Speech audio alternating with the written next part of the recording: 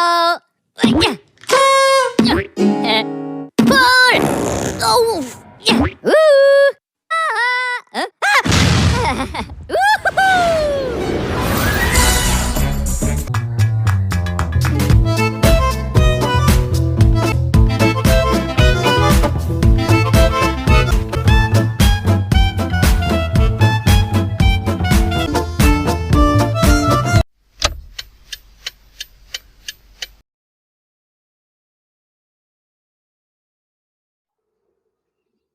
Good day, everyone. So, this is lesson 8, developing instructional plans for elementary science.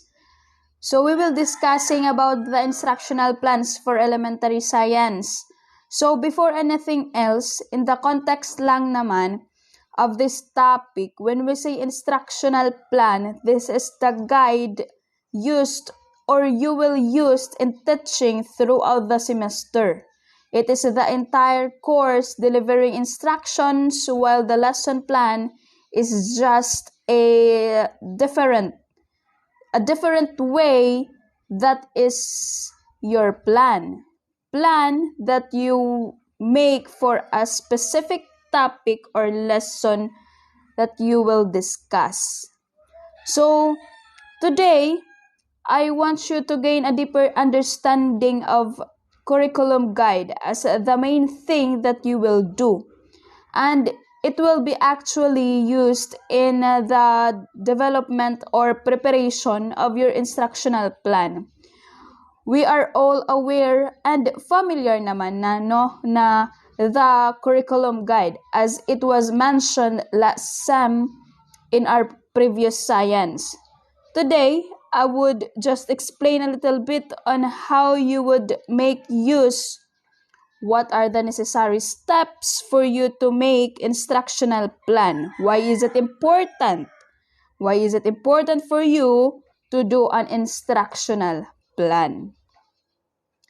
As a learners, right now, and the guidance of our professors, as we are on the same page, here we are as a teacher, as a future educator, we should know the big picture first, which is to know the different ways and strategies in teaching. So this lesson will help you to become an effective learners and an efficient elementary school teacher. So the curriculum guide serves as the teacher's blueprint in planning and designing the curriculum. So it should not be taught as is. So when we say teacher's blueprint, where you plan, you design, you prepare your lesson, or you use the curriculum guide to present, to be effective to the learners that this is effective. So when planning, you must have guide. So therefore, we as a teacher, or we as a future teacher, we must see the blueprint or the guide before we focus to a specific lesson that we will discuss. We must see first what is the purpose, what is the part of, what is the main goal to be achieved. And by stated by the DepEd, na the main purpose of elementary education is to help learners to develop solid base of literacy, numeracy, social, and inquiry skills. So when we say literacy, meaning their ability to read and write, students' ability. So when we say numeracy, the ability to work and understand numbers. And when we say social, their ability, the students' ability to relate with other people including their teachers and classmates in the community. And their inquiry skills, their ability to access and evaluate the things that are presented to them. So these are the things that will provide a foundation of learning.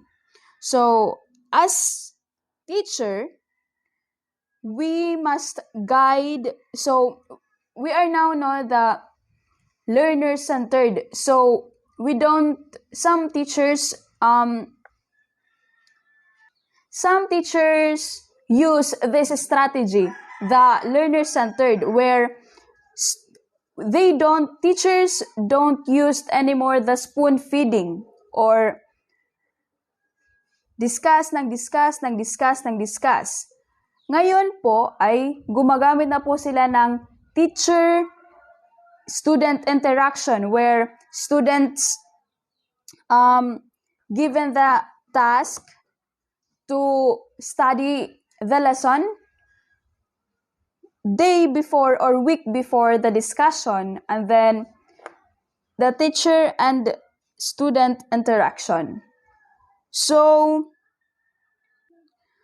take note, future educators, that things that will provide the foundation of learning to the students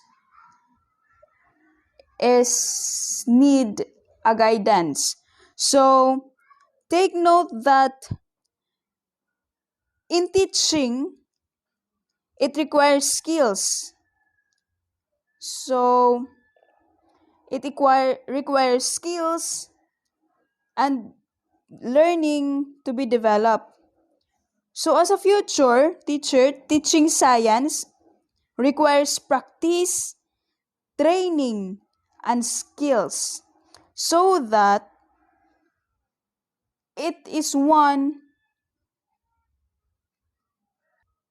So as a future teacher, teaching science requires practice, training, and skills, so that's what we do when we teach elementary education, right?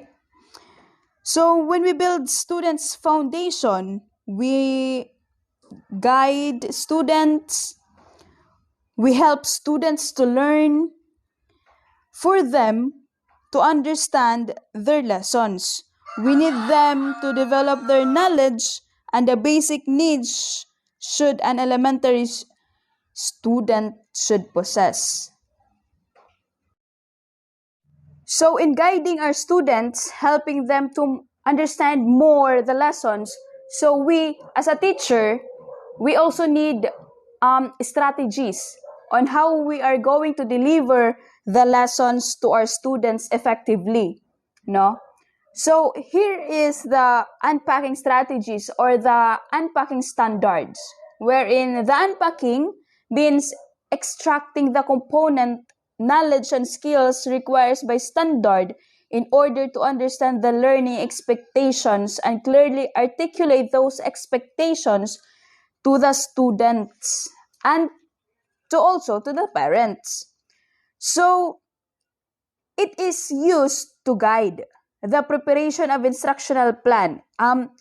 It is just a template on how the lesson should be designed, presented, and learning from or it is used to be assessed or evaluated. When we say unpack, it is implementing standards effectively requires teacher to dive deep into the standards to fully understand expectations and make them clear to the students, no? So the unpacking is a technique that teachers can use to make sense of standards, then create focused learning targets to make them actionable. So these unpack standards used to somewhat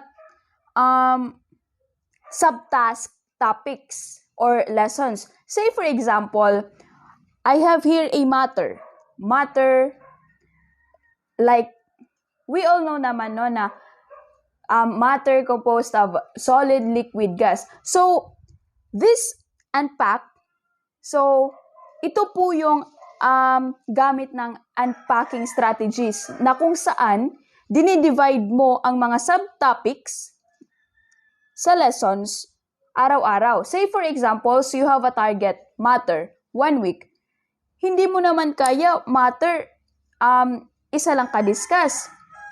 No? So, we have solid, liquid, and gas. So, say for example, sabihin natin, sa isang araw, solid lang ang pwedeng i-discuss. So, yan po ang gamit ng how to unpack the lessons. Unpacking standards allows teachers to better understand what are the students are expected to know and what are the expected to know at their grade level. So, this allows teachers to develop appropriate lessons targeting the grade level standard. So, say for example, grade 3, say for instance, grade 3, magdi-discuss sila ng matter. So, yung matter na yan, ang gagawin ng teacher ay isa-subtask pa sa mga subtopics ng matter. So, for example, this Monday and Tuesday is a subtopic niya ang matter. So, solid muna ang topic. Pagka Thursday and Friday or Wednesday, liquid. And then pagka Friday, gas. So, yan po ang gamit ng unpacking. You unpack lessons so that kung sa atin pa ay mahimay-himay ang mga topic para sa gayon ay ang mga estudyante ay hindi mahirapan pag-intindi, no? Say for example, another example is that parts of the body. Huwag mo sabihin na makakaya mo mag-discuss parts of the body lahat sa isang araw. Maguguluhan po. Ang tendency po ay maguguluhan ng mga bata. If you subtask or you unpack topics or skills, you should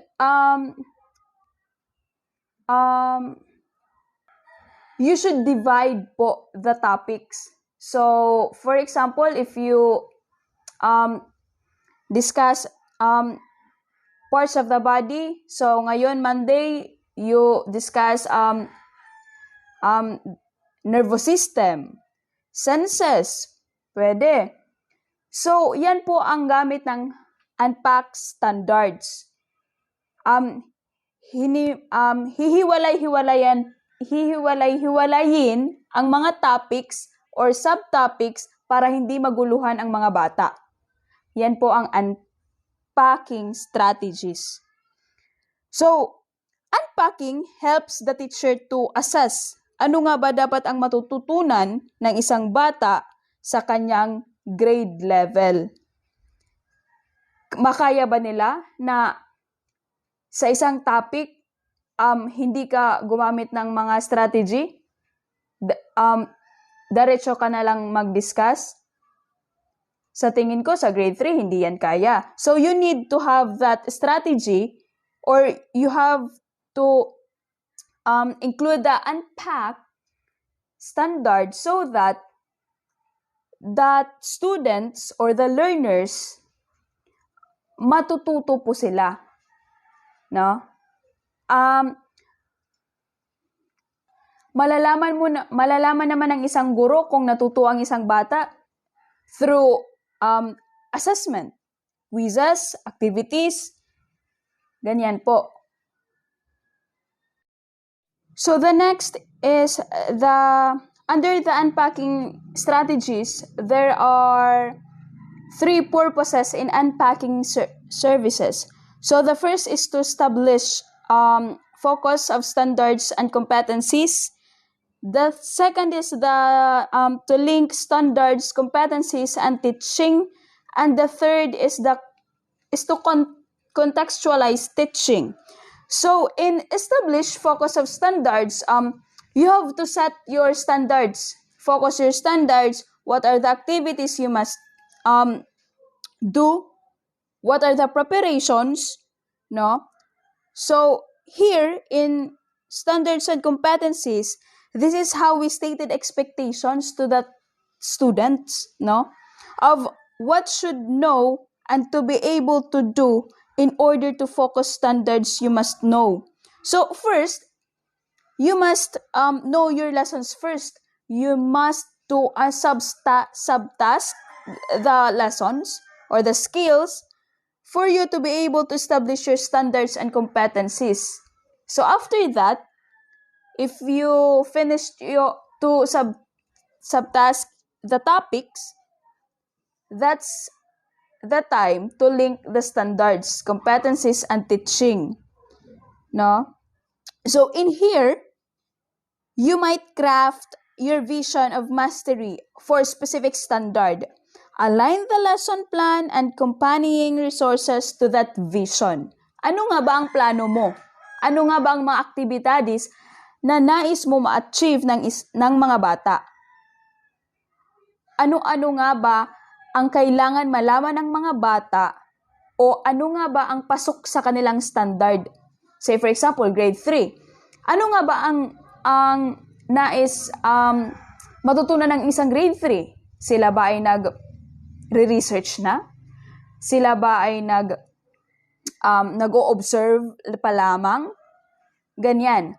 So, the last one is to contextualize teaching. So, here, as a teacher and a report progress, create student-friendly learning objective. So here, meron ka ng objective to better communicate required skills to the students and community stakeholders. So dyan ka na magtituro kung ano nga ba ang nais matutunan at kung ano nga ba ang mga objectives mo bilang isang guro at kung ano-ano nga ba ang mga topics na kailangan malaman ng isang bata. So dito, na-subtask mo na ang mga topics and then you have the objectives. After that, you contextualize na teaching. So after that, you write essential questions, no? To focus and guide classroom, instruction and assessment.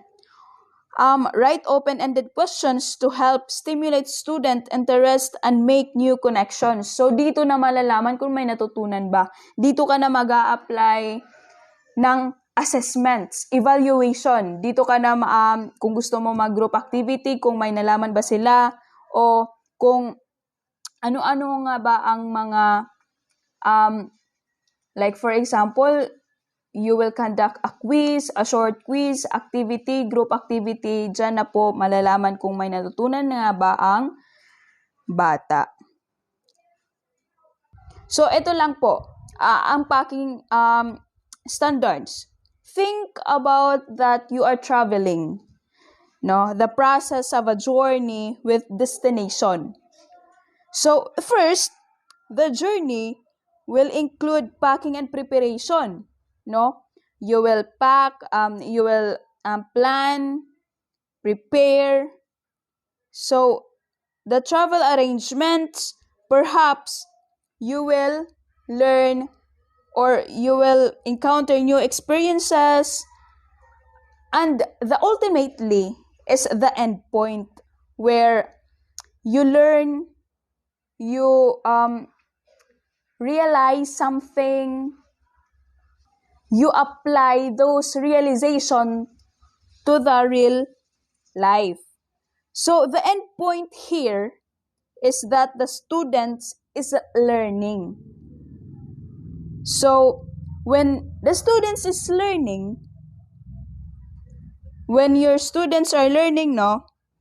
So that's the time that you will begin a new journey, no? So that's the time siguro nga you will tell yourself na you accomplish as a teacher. You do your best as a teacher because you see your students na natututo talaga sila, no? So that's the unpacking purposes. The unpacking standards. So, here are the steps you need to undertake when unpacking elements in the curriculum guide in order to plan for classroom instruction. So I will explain the first step, which is the analyze the standard, and the rest of the steps will be discussed by my other group mates. So the first strategy involves analysis of the standard.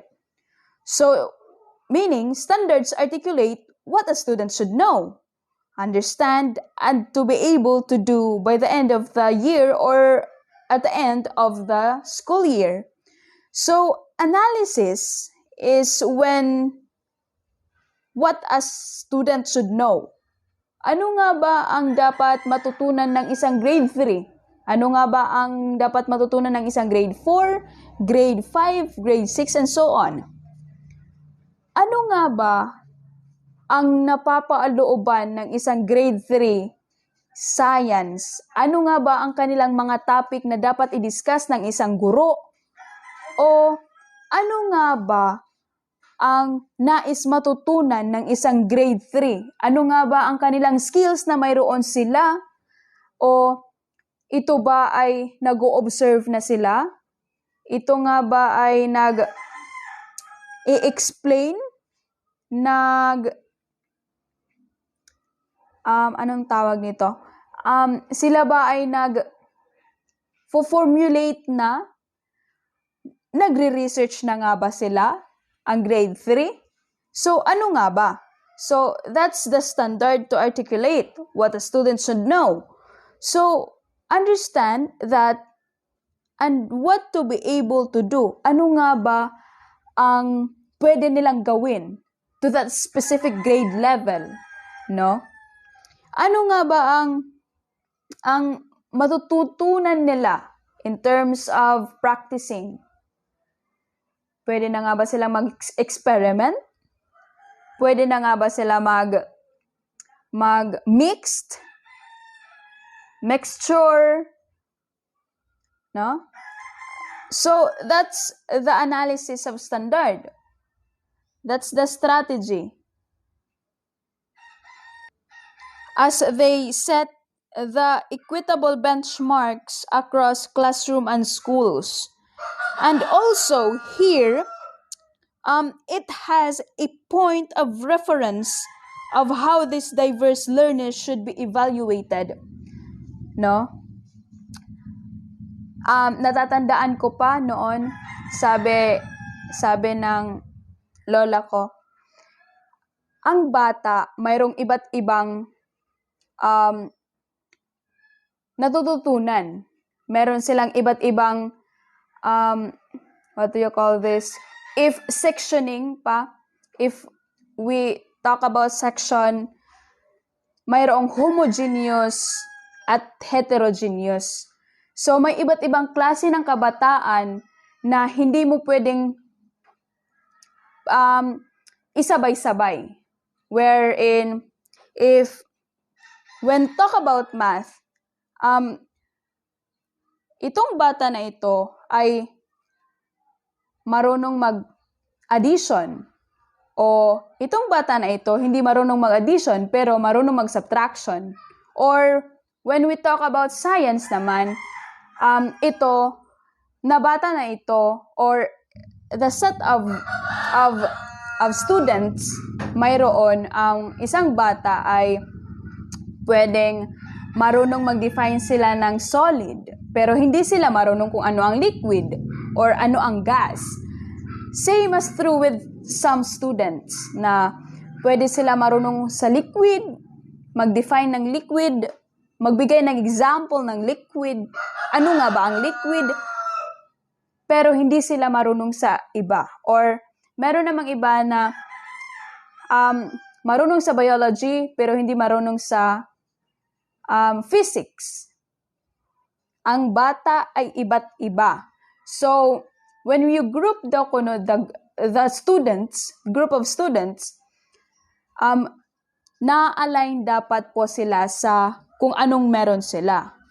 Or di kaya, you develop the skills or knowledge of the students to that specific students. Kung sila po ay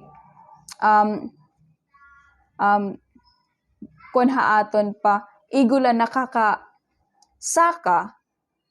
so you need to develop their skills and knowledge para ma-set sila sa mga students kung asan sila as a grade level or if grade 3 sila. No? So, papasok na dito si content standard and performance standard. So, the content standard and performance standards belongs to step 1. Analyze the standard, no? So, this is the comparison on content and performance standard. So, in content standard, basically, you are going to answer the question, what do the students want to know? And to be able to do and understand. So, what are you going to do to establish what the students want to know at the beginning of the course? What they expecting to learn, let's say biology. It is sound broad. Maraming topics ang biology. Maraming cover ang biology. Or when we say general biology, so that is so broad na, no? Marami ng mga topic, marami ng discussions ang general biology. Ang dami namang mai-include sa general biology. So therefore, you will ask your student, ano nga ba ang gusto nilang malaman? In content standard, ha? We are now here in content standard pa lang. So, ano nga bang gusto nilang malaman? So now that you know them, you are going to correct it or give them a guideline. So, what are you going to do? And give them the set of guidelines. Oh, ito class. Ito ang set of topics you are going to be tackle. Oh, we need to tackle about as we go through our discussions, as we go through this semester. Ito ang topic, ito ang subtopic, o so on and so forth.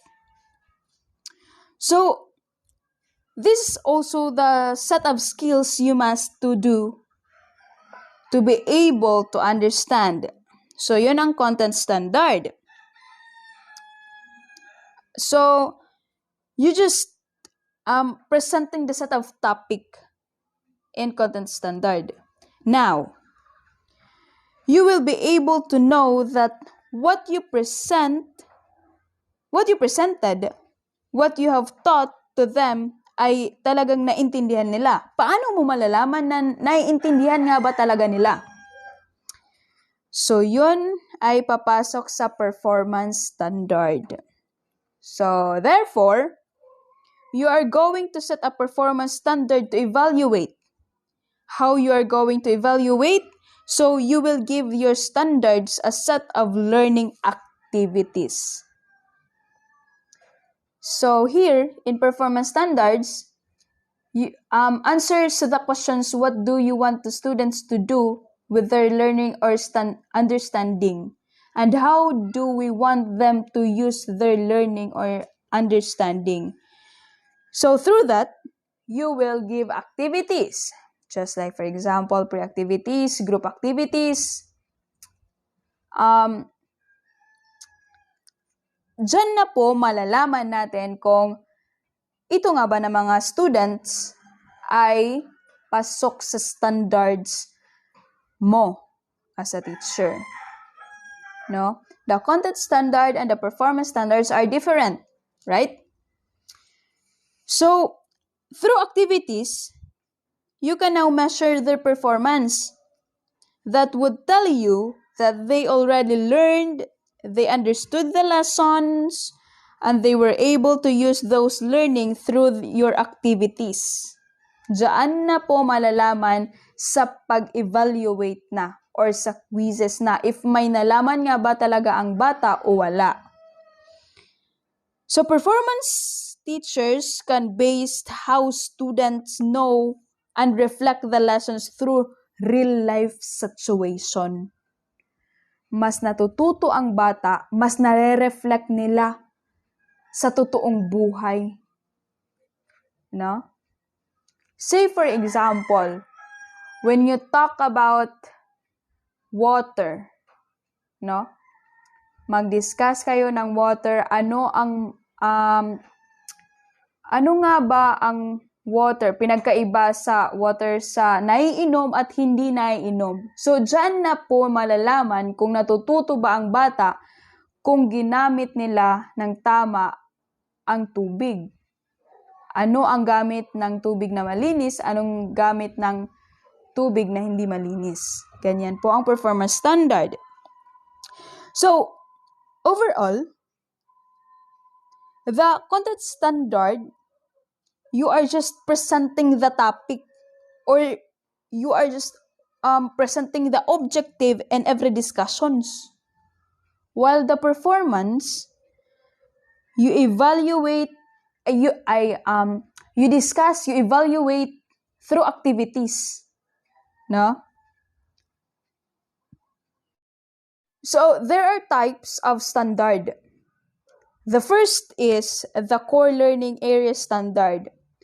This defines the broad outcomes for the K-12 science. The learner demonstrates understanding of basic science concept and application of science inquiry skills.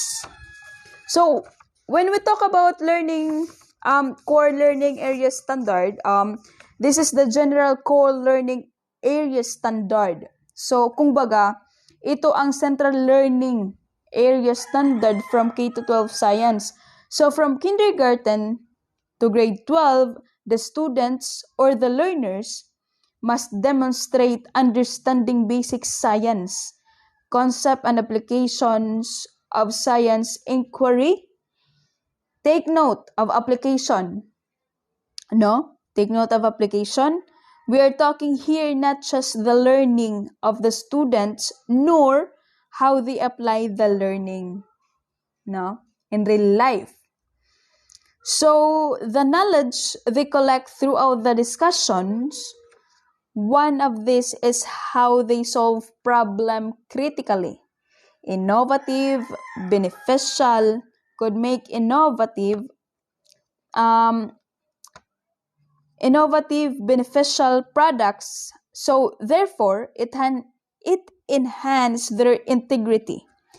So, in deep ed curriculum or science curriculum, nahati siya sa stages.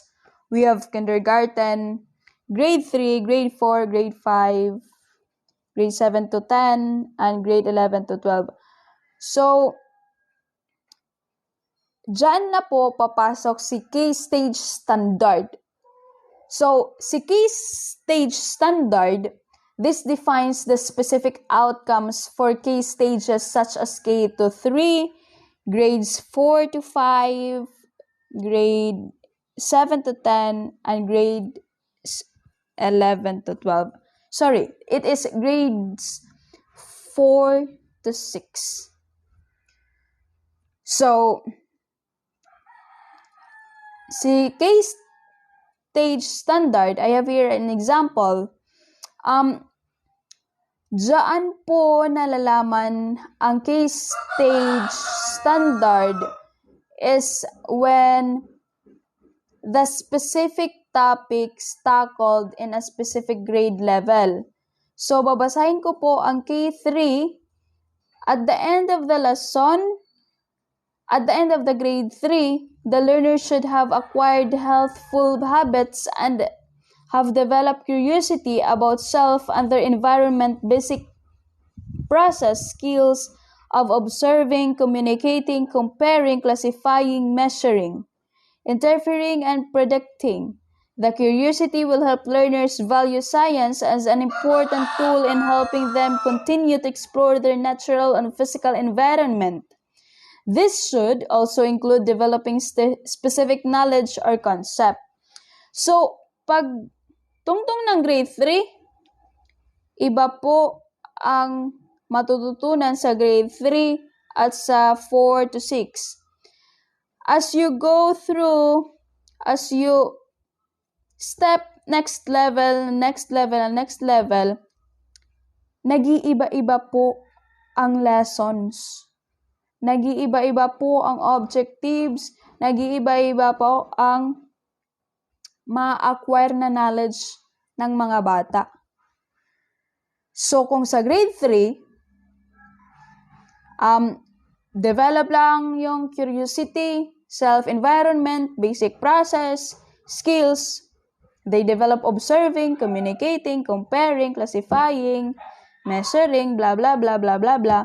In grade 4 and 6, the learners should have developed essential skills as scientific inquiry, designing simple investigations.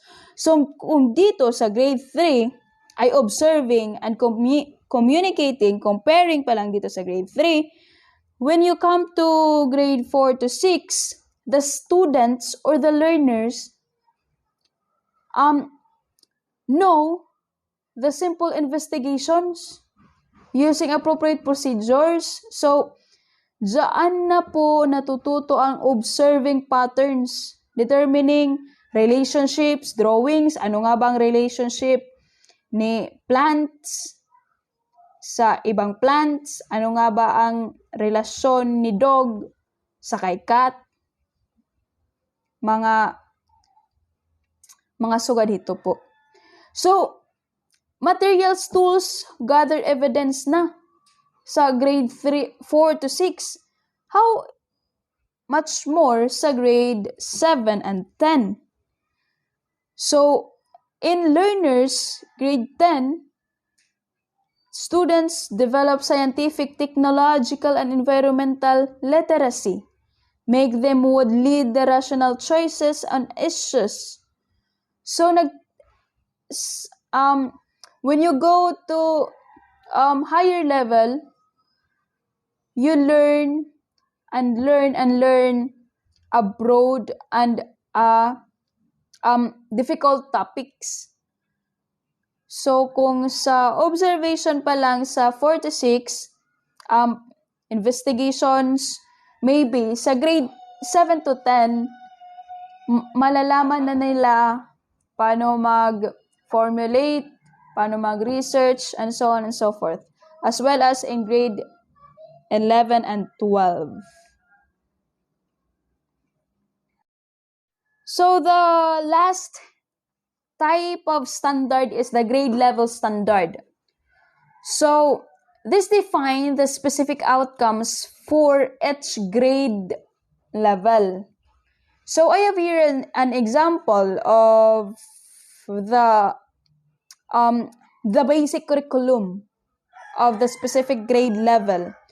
So, here, it states there that the kindergarten, the learners will demonstrate emerging understanding of the part of the body, general functions. As so what I have said earlier, as the child or the students go to a higher level, mas broad or mas mahirap na po. Kung sa kindergarten, understanding parts of the body. So, when it comes to grade 3, you can sense, you can locate, you can describe the external part of the body. So, when you go to grade 3, grade 2, you can now describe the function of different parts of the body and things that make their surroundings. So, dito na po nag-start kung paano nga ba mag-describe how they observe their environment, how they observe themselves and their classmates. So, ganyan po ang pag-upgrade po ng mga grade level kung ano nga ba po ang naayon sa kanila Say for example, kindergarten. So, kindergarten, dyan lang po mag-understand ang parts of the body. So, when it comes to grade 1, maybe they can locate or describe external parts of the body. In grade 2, since they're describe the functions of the body, of their body. What is the functions? What is the function of their eyes, nose, and so on and so forth. Grade 3, function different parts of the body. Things make up surroundings. They can now differentiate rocks, soil, plants, animals, moon, sun, mga sugadi po ito. They can also identify sources and describe uses of light, what is heat, gas, electricity, and so on and so forth. So the rest of the topics, which is the step 2 and sequence of domains, strands per quarters, will discussed by my member, which is Jenny Jane Magno. So, Jenny Jane? Thank you, Justin Jane. So, hi everyone, good day. I will be the one to report about the second and third unpacking strategies. Now, let's start first in the second unpacking strategy. In this strategy, we have to determine the target domain of competencies. As a teacher, you should have the target on what you wanted to teach to your students. As you can see in the screen, we have here the sequence of domain and strands per quarter.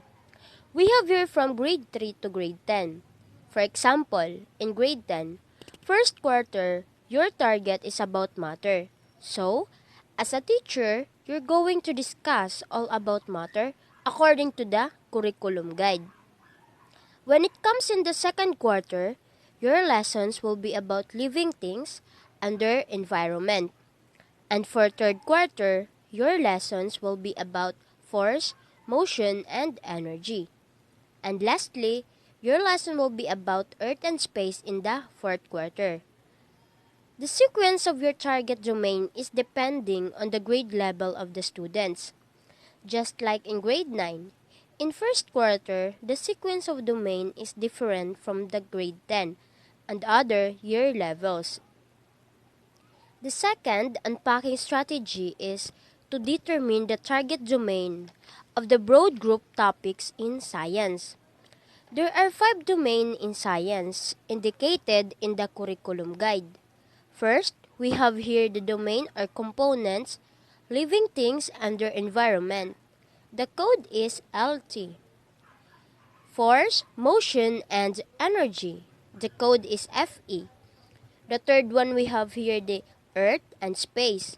The code is ES. And lastly, about matter. The code is MT. I have here an example of competency and the equivalent domain. First competency is about that we have to describe the source of light and sound, heat, and electricity. The domain of this competency is FE, or the force, motion, and energy. And the next competency is about practice safety precautionary measures in dealing with different types of weather. The domain or components of this competency is earth and space. The code is ES. So that's how you determine your target domain by following the sequence of domain and strand per quarter. Now, let's proceed to the third unpacking strategy. So, once you know the target domain and already listed the standard, now you have to determine the nature of competencies. In the third unpacking strategy, it involves determining the natures of competencies in the area of knowledge, skills, and values. So we have here some examples of competencies from the curriculum. As you can see in the screen, first competencies is about describe the source of light, sound, heat, and electricity. In this, you are determining the domain which is about the area of knowledge of the child. The second competency is about practice, safety, precautionary measures in dealing with different types of weather. In this competency, from the word practice, it means the student is performing the specific activity. With that, the competencies of the domain or the area is about the skills of the child. Now, let's move on to the step 4. Okay, now we are in step 4. Determine the topic or the content and time allotment. The target competency contains a specific topic or lesson. The first column of the curriculum guide, quarter, week, then provides due to the topic. Actually, in the curriculum guide, nakalagay na yung set of topic and content, but the execution, yun yung pagpaplanuhan mo, the mo yung time allotment nun. You need to, you need also to see the profile of the learners because some are slow learners. You have to adjust and find an effective teaching strategy na makakahabol or matututo yung mga estudyante mo. So, ayun na. As you can see in your screen, andyan na yung competencies, nature, and topic that that we should also see in the curriculum guide. Now, the curriculum guide provides the minimum standards for the Filipino learners. The time allotment in the first column of the curriculum guide proper also serve as the minimum duration of learning the topic. Our learners may acquire or develop the target competency much ahead of the expected time. As you can see in the table below, we have here time allotment 2 weeks or weeks 7 to 8. Competencies describe sources of light and sound, heat, and electricity. Nature, we have knowledge and topic, energy, light, sound. The second, we have 2 weeks also, and week 7 to 8, practice safety and precautionary measures and dealing with different types of weather. And nature is a skill, and topic is earth and space, weather. Now let's have to the another slide. The table below, called from the curriculum guide, is a code legend that will help us understand and appreciate the coding used in labeling the competencies. Okay, next slide. Now we are in step 5, select assessment strategies. It's the most important principle to remember when selecting assessment strategies is constructive alignment. It is the coherence among the learning outcomes, assessment, and learning experience in an educational program. Consider the objectives or competencies of the subjects first. These competencies embody the knowledge and skills the teachers want the students to have learned at the end of the quarter. Once the competencies have been established, the second stage involves considerations of assessment. The backward design framework suggests that the teacher should consider these overarching competencies and how the students will be assessed prior to consideration of how to teach the content. Ito naman yung pag-iisipan mong assessment strategy. May tinatawag tayong backward design framework because once you have established na you you establish na you already know the competencies, the second stage is to involve the consideration of assessment. As you can see in the table, it's an example We have here time allotment. 2 weeks. Competencies is describe sources of light and sound, heat and electricity, nature. We have knowledge and topics. It's energy, light, sound. Assessment strategies is answering short response tests on sources of lights and sounds, heat, and electricity. Second is describing the sources of light and sound, heat, and electricity indicated by the picture prompts. In the second column, we have 2 weeks also, and competencies is practice safety and precautionary measures and dealing with different types of weather, nature. We have here is skill, topics, earth and space weather. Assessment strategies is simulating different weather conditions and the right response or reaction to each weather condition in the classroom. Participating in institutional departmental earthquakes drills. Clearly, the verb used in the competency provides clue as to the type of assessment strategies to be used in the classroom.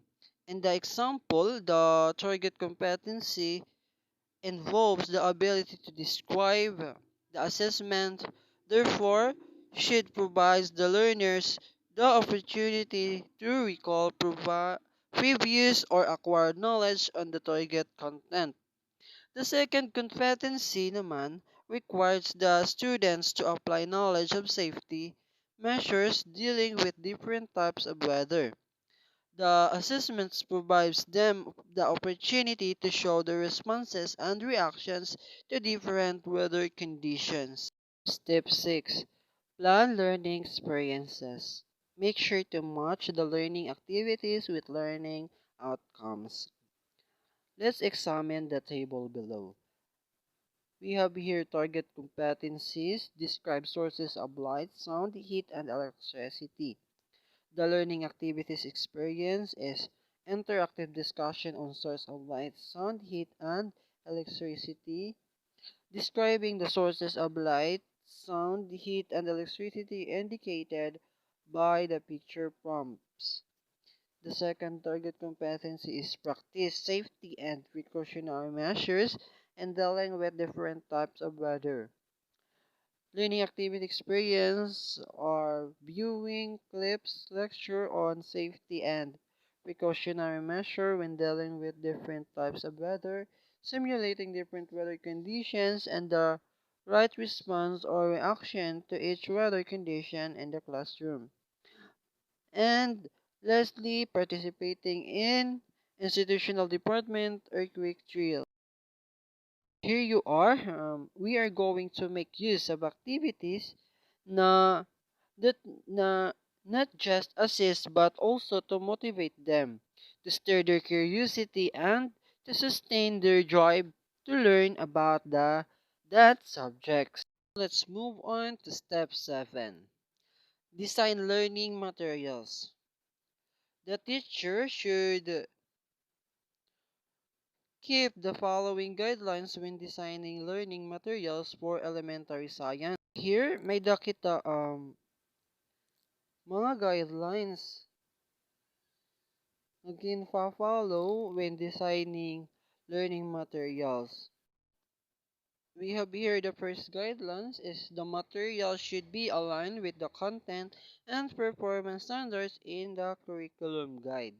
Next is the materials should contain activities that allow allow different forms of interaction among the students and between the teachers and the students. The activities should be varied and may employ a combination of the following: inquiry-oriented investigations, cooperative groups, use of technology, and simulations. The activities indicated in the material should provide adequate time and opportunities for the students to acquire knowledge, skills, and attitudes. Opportunities must be provided for the students to develop and understanding of scientific inquiry. The content should be accurate and developmentally appropriate for the learners. Opportunities to learn should be consistent with contemporary models of learning. There should be consistency between learning goals and assessment. Assessments should stress the application of concepts to new or different situations. Assessment tasks should be fair for all students. For all the students, a scoring guide or rubric should be included as well. That's all for our discussions. Thank you for listening, and we hope that you learned from our discussions. Thank you.